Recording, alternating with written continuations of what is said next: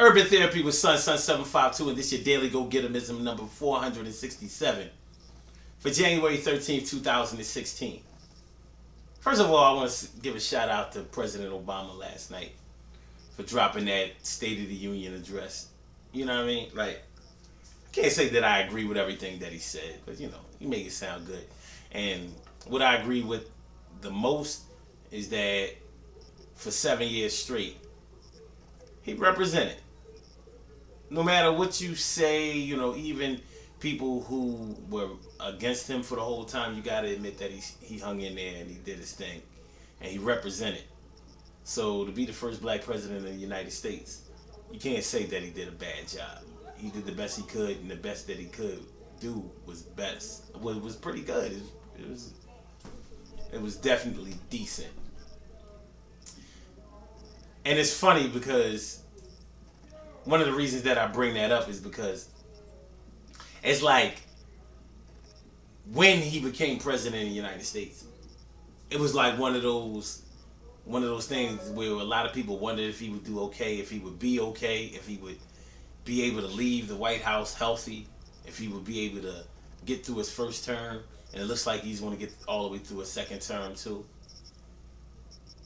And then, as time went on and you realize that I guess he's safe enough, you wondered, would he be a good representative of what we was striving for? So it's like one of those aha moments, when he started regulating, when he started getting things done, when he started making headway. It was one of those, yeah, I knew he was all right. I knew he was all right, and he is all right. One of the things that I think is representative of his presidency is the fact that he showed a nation of black and brown people that they could do it. They could do it. They could be somebody. That he wasn't going to let them down. Even if he didn't do everything policy-wise that a lot of people wanted to get done. Because everybody has their own agenda. He has his own agenda too. And I think he pretty well stated his agenda from the beginning. Maybe we didn't agree with everything that his agenda entailed, but I think that he stuck to the script, and I think that he did pretty well. The question I would like to ask most people who either supported him or didn't support him is, what would you do if you had a chance to be president of the United States? Now, you've the chance to be the first black president of the United States, that's already sailed. But now that we have an example, now that we have one example, now we can ask the question, what did he do that you would have done differently? And would you have done what you proposed to have done had he not did what he did? For example, he opened up Cuba. Would you have done that? Did you care about that? When he made that happen, was that something that was on your checklist? Because it was something that was on mine. What about yours? What would you do if you were president of the United States? See, tonight is one of those nights where a lot of people are wondering what they would do if they hit the Powerball. See, there's a big difference between hitting the Powerball and becoming the president of the United States. To hit the Powerball, you have to guess and get very, very, very lucky. That's what you got to do to hit the Powerball. To become president of the United States, you have to be destined to do that. There has to be something within you. You have to have a certain kind of resolve that is unlike anybody else out here that you know. Anybody that you hang with, anybody that is in your peer group, anybody that is in your circle of friends, family, you ain't like them. You're a standout. Something about you is destined for greatness. And I'll give it to him.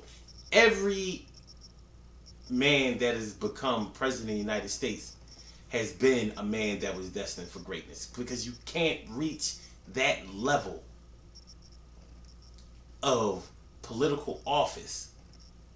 You can't reach that level of destiny being a regular dude.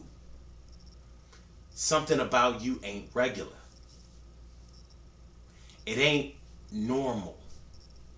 There is greatness in there. Not saying that you're going to do great, but inside of you is greatness. The way it plays out is different from man to man, and unfortunately, for us, all of the examples that we have, with the exception of one, have all been white, and that's why I just thought it was messed up that he didn't get the.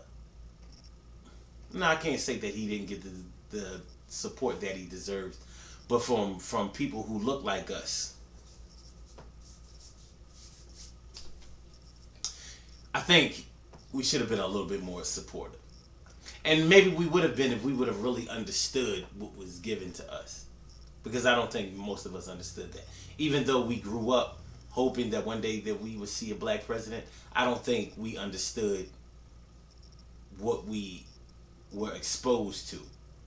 Because he sort of dropped right in our lap. Unless we lived in Illinois, we didn't know who Barack Obama was. Like, who was that? We certainly didn't see him becoming president of the United States one day. But because of him, now we can see ourselves becoming president of the United States one day. So what would you do? What would you do if you had the ball in your hand? There's still work to be done. And, I just want to give a shout out to Barack Hussein Obama. He ain't going to watch this video. But you're going to watch this video. And as you watch this video, I just want you to ask yourself, what would you do if you had the opportunity to become the president of the United States? The second one, the second black president of the United States. What would you do? How would you handle it? What would your policies be? Where would you go? Which direction would you take your followers into? The citizens of the United States, all 300 million of them. Which direction would you steer them in? It's a big deal. It's a big job. Some of us don't even want to be managers and supervisors at our job. So to want to be president of the United States, that means you have to want to be a really great leader. Of course, greatness is in the eye of the beholder.